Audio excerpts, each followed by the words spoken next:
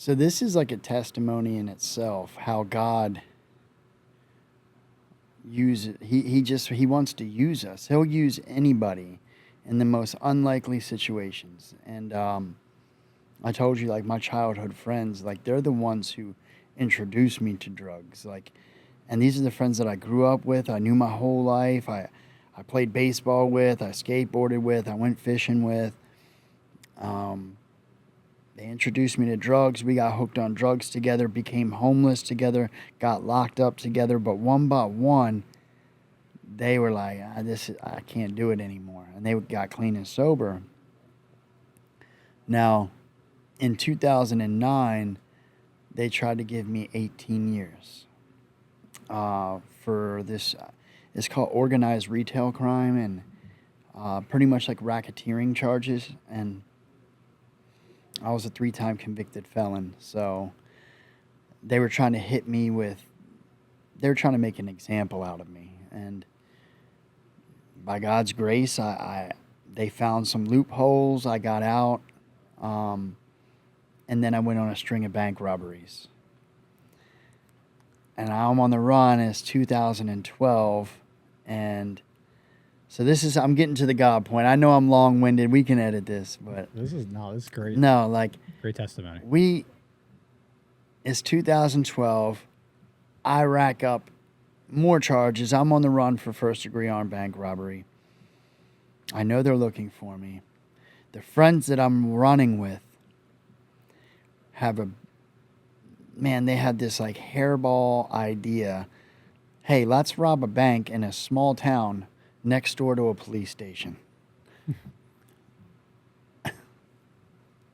Anybody in their right state of mind would know, like, no, this is not, But, that's addiction, and I knew come morning time, I'm feeling dope sick, I'm sick, I need to get my fix.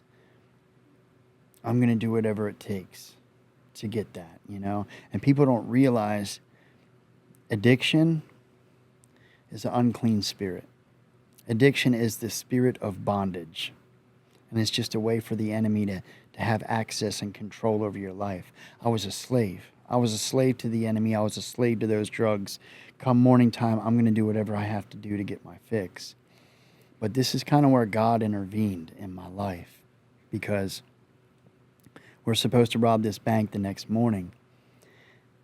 And the night before, I randomly get a phone call from my childhood friend, the same one that introduced me to drugs, the same one that I was homeless with. I hadn't heard from this man, Scott, in 4 years, and I don't even know how he got my phone number, other than he heard somebody see me at the grocery store, heard how bad I was doing, and they were friends on Facebook. And he gave him my number. And he said, Joe, if you're feeling like it's like you can't get out and everybody up there is just getting high and everyone and everything just reminds you of getting high and you feel like there's no way out, I'm here to tell you that there is. And if you're willing, I want to pay for your train ticket to come to Florida. And I'll help you get into treatment. And in that moment, God used the only person that I would have received that message. It's like people could look at me. I weighed 120 pounds or 130 pounds. I looked like the guy off Lord of the Rings. Like I was gone. People would tell me all the time, you need to get help, you need to do this, but I wouldn't listen to anybody. But God used my childhood friend, the one that I grew up with, the one that I did everything with. I seen him at his lowest, and if he's here telling me, then maybe I can. Maybe I am worth saving. And I heard that voice that it's like, if you keep doing the same things that you've been doing, you're going to keep getting the same results. And if you don't get out now, you're going to either wind up in prison or you're going to wind up in a grave.